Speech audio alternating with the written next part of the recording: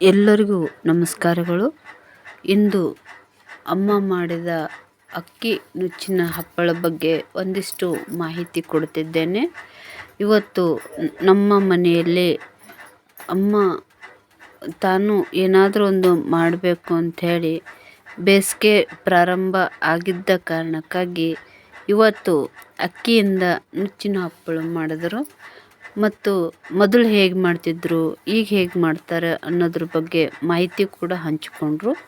ಅವರು ಮಾಡಿದ್ದು ಅಕ್ಕಿ, ಇದರಲ್ಲಿ ಏನು ಹಾಕಿದ್ದಾರೆ ಅಂತಂದರೆ ಉಪ್ಪು, ಎಳ್ಳು, ಜೀರಿಗೆ ಮತ್ತು ಹುಳಿ ಒಂದಿಷ್ಟು ಮೊದಲು ಹುಳಿ ಮಾಡಿ ಅದನ್ನು ಹಾಕಿರುವ ಕಾರಣ ತುಂಬ ರುಚಿಯಾಗಿರುತ್ತದೆ ಅಂತ ಹೇಳಿದ್ರು. ಮೊದಲೆಲ್ಲ ಜೋಳದಿಂದ ಮಾಡುವಂಥ ಈ ಹಪ್ಪಳ ಈಗ ಬದಲಾವಣೆಯೊಂದಿಗೆ ಅಕ್ಕಿ ಹೆಚ್ಚು ಸಿಗೋದರಿಂದ ಅಕ್ಕಿಯನ್ನೇ ಬಳಸಿ ಹಪ್ಪಳ ಮಾಡಿದ್ದಾರೆ. ತುಂಬ ಚೆನ್ನಾಗಿ ಆಗಿದ್ದು, ಬೆಳಗ್ಗೆ ಅದನ್ನು ಮಾಡಿ ಬಿಸಿಲಲ್ಲಿ ಹಾಕಿದಾಗ ಒಂದಿಷ್ಟು ಗಂಟೆ ಅಂದರೆ 5:30 ತನಕ ಬಿಸಿಲಲ್ಲಿ ಬಿಟ್ಟು ನಂತರ ತೆಗೆದರು. ಬಹಳ ರುಚಿಯಾಗಿದ್ದವು. ಇವು ಕರಿದು ತಿಂದರೆ ಇನ್ನೂ ರುಚಿಯಾಗಿರುತ್ತವೆ. ಹಬ್ಬ ಮತ್ತು ಸಿಹಿ ಪದಾರ್ಥಗಳ ಜೊತೆಗೆ ಈ ಹಪ್ಪಳ ತಿನ್ನಲು ಬಲು ರುಚಿಯಾಗಿರುತ್ತದೆ ಅಂತ ತಾವು ಮಾಡಿರುವ ಹಪ್ಪಳ ಬಗ್ಗೆ ಮಾಹಿತಿ ಹಂಚಿಕೊಂಡ್ರು.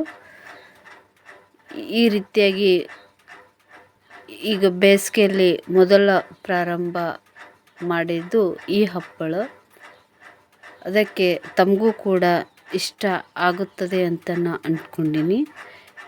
ಮನೆಯಲ್ಲಿ ಯಾವ ರೀತಿ ಹಿರಿಯರಿದ್ದರೆ ಕೆಲಸ ಕಾರ್ಯಗಳು ಮಾಡುತ್ತಾರೆ ಮತ್ತು ಎಲ್ಲ ರೀತಿಯಿಂದ ಎಲ್ಲರೂ ತಿನ್ನುವ ಹಾಗೆ ಎಷ್ಟು ರುಚಿಕಟ್ಟಾಗಿ ಅಡುಗೆ ಮಾಡುತ್ತಾರೆ ಅನ್ನೋದಕ್ಕೆ ಇದು ಒಂದು ಉದಾಹರಣೆ ಆಗ್ಬೋದು.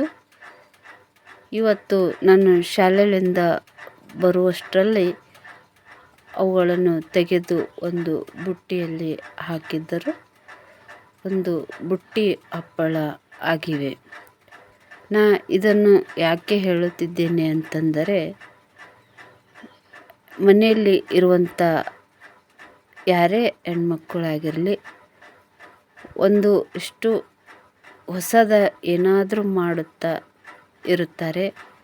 ಅದರಿಂದ ಎಲ್ಲರಿಗೂ ಅನುಕೂಲ ಆಗುತ್ತದೆ. ಈ ಒಂದು ಹಪ್ಪಳ ತಮಗೂ ಕೂಡ ಇಷ್ಟ ಆಗುತ್ತದೆ ಅಂದ್ಕೊಂಡಿನಿ. ತಮಗೆ ಇಷ್ಟ ಆದರೆ ಈ ವಿಡಿಯೋ ಸಂಪೂರ್ಣವಾಗಿ ನೋಡಿ,